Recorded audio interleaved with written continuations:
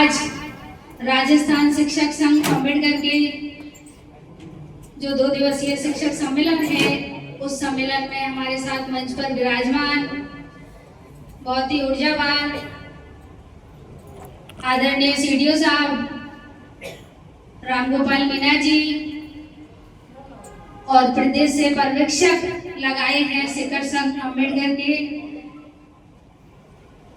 प्रदेश के कार्यकारिणी सदस्य शिवचरण मधुकर जी और शिक्षक संघ अम्बेडकर के प्रदेश उपाध्यक्ष आदरणीय अमृतलाल छबड़ा जी, सम्मानीय रतिराम मीना जी और सम्मानीय रूम सिंह मीना जी, प्रदेश प्रतिनिधि जो सभी को समय समय पर मार्गदर्शित करते रहते हैं, सामाजिक नेता भी हैं, और हमारे शिक्षक संघ के जिला अध्यक्ष आदरणीय विष्णु जी, सुरेश चंद्र जाटव जी जो सीडीओ ऑफिस से संस्थापन अधिकारी हैं, मंच संचालन कर रहे सम्मानीय घनश्याम मीना जी, सुभाष चंद्र मीना जी जिला मंत्री जी, कुमेश कुमार बैरवा जी कोषाध्यक्ष, श्रीमान प्रभुदयाल जी सीबीओ मासापुर, और साथ ही मेरे सामने विराजमान मेरे गुरु रहे आदरणीय रामविलास मीना जी जिन्होंने 10th क्लास में हमको मैथमेटिक्स पढ़ाया,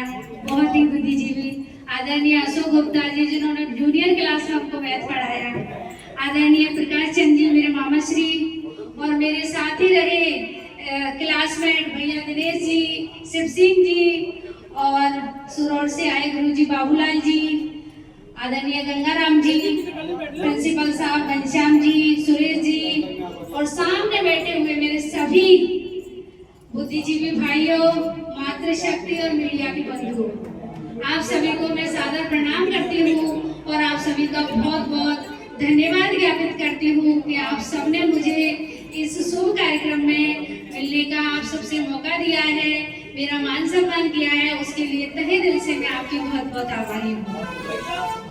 जैसा कि आप सभी को पता है कि शिक्षक से बड़ा मान और सम्मान इस दुनिया में कुछ भी नहीं है जो मैं मानती हूँ। आज आपके सानिध्य में केवल बालक ही नहीं, हमारा देश का भविष्य जो आपकी सानिध्य में पल रहा है, बढ़ते हुए भारत का सपना, हम सबकी आशाएं जो आपके सानिध्य में है। आज विद्यालय में जो बालक हैं, हमारे यहाँ पर बहुत टैलेंट है, हमने देखा है, मैं भी बीच बीच में जाती रहती हूँ, आप सबको पता है कि मेरा भी परिवेश उसी ग्रामीण एरिया से आता है जहाँ आप सेवा देते हो। आजकल सरकार ने जो शिक्षा नीति है अपनी, उसके तहत 2020 वाली बहुत अच्छा पाठ्यक्रम आप लोगों को अवेलेबल कराया है। हमारे टाइम पे हम इंग्लिश 6th क्लास में पढ़ा करते थे, आज जो बच्चे प्राइवेट स्कूल में पढ़ते हैं वो सारी बुक्स आपको 1st, 2nd और प्री प्राइमरी में भी मिलती हैं। बहुत अच्छा माहौल हो गया है, बस जरूरत है कि आप सरकार की योजनाओं का जो पाठ्यक्रम मिल रहा है उसका कितना लाभ आप बच्चों तक पहुंचा पाते हैं। अभी देखो आप कितना अच्छा रिजल्ट आता है, वो भी आप लोगों के बीच से ही आता है। तो आपको जो सामग्री दी जा रही है उसका पूरा उपयोग हमारे बच्चों तक पहुंचे, ऐसी मैं आपसे अपेक्षा करती हूँ और ऐसी अपेक्षा हमारी सरकार आप लोगों से करती है। आप सबको पता है अभी बहुत सारी चुनौतियों से सब गुजरे हैं, बरसात बहुत ज्यादा हुई है, कई जगह बिल्डिंगें खराब हुई हैं, कई जगह गिर भी गई। अभी भाई साहब बता रहे हैं कि शिक्षकों की ही जिम्मेदारी क्यों। आप सबको पता है कि वहाँ का जो शिक्षक है, प्रिंसिपल है, वो इस विद्यालय का मुखिया है। आप वो 2 परिवारों के बालक हो, एक अपना खुद का परिवार होता है, दूसरा जिस विद्यालय में आप सेवा देते हो वो भी आपका परिवार है। जिस प्रकार हम अपने परिवार की देखरेख करते हैं उसी प्रकार आप अपने विद्यालय की भी देखरेख करें। आप अच्छे से समय समय पर पंखा वाली बात अभी सीडीओ साहब ने हमको बताई, तो हम सबका कर्तव्य है, हम अधिकारों की बात करते हैं, वो भी अभी हमारे सामने आए, हमें अपने कर्तव्यों की भी बात करनी चाहिए। हमारे कर्तव्य क्या है? जब हम अच्छे से अपने कर्तव्यों का निर्वहन करेंगे तो हमारा अपने आप मान सम्मान बढ़ेगा, सरकार की नजर में भी जो अच्छा काम करता है उसकी भी वाह जाती है। सब जगह सीसी कैमरे सीसीटीवी कैमरे लगे हुए हैं, सबको पता रहता है। जिस विद्यालय में आप पढ़ाते हो वहाँ के पूरे गांव को पता होता है कौन विद्यालय बच्चों के लिए मेहनत कर, कौन सा शिक्षक विद्यालय में बच्चे के लिए मेहनत करता है। इसलिए आप अपने विद्यालय में उन बालकों को यही सोचकर पढ़ाएं कि ये हमारे बच्चे हैं। आपने देखा होगा बहुत सारे बालक आगे बढ़ जाते हैं, चाहे आज मैं पॉलिटिक्स के क्षेत्र में हूँ, चाहे अच्छी गवर्नमेंट में, जो टीचर उनको अच्छे पढ़ाते हैं, अच्छा मार्गदर्शित करते हैं, वो कभी नहीं भूलते अपने शिक्षक को, चाहे वो कितनी भी दूर चले जाए। और जैसे जैसे उनकी समझ दुनियादारी की बढ़ती है, उस शिक्षक के प्रति उनका मान सम्मान और आदर ज्यादा बढ़ता जाता है।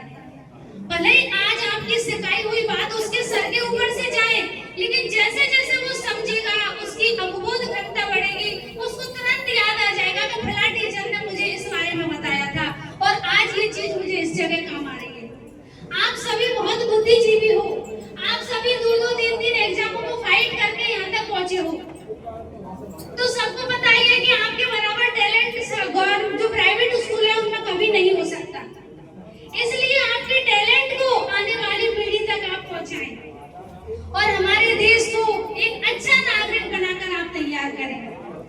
अभी शिक्षा अच्छी दे रहे हो, शिक्षा के साथ साथ हमें संस्कारवान भी हमारी पीढ़ी को बनाना होगा, क्योंकि पाश्चात्य संस्कृति का बहुत ज्यादा प्रभाव आज की जनरेशन पर हो रहा है।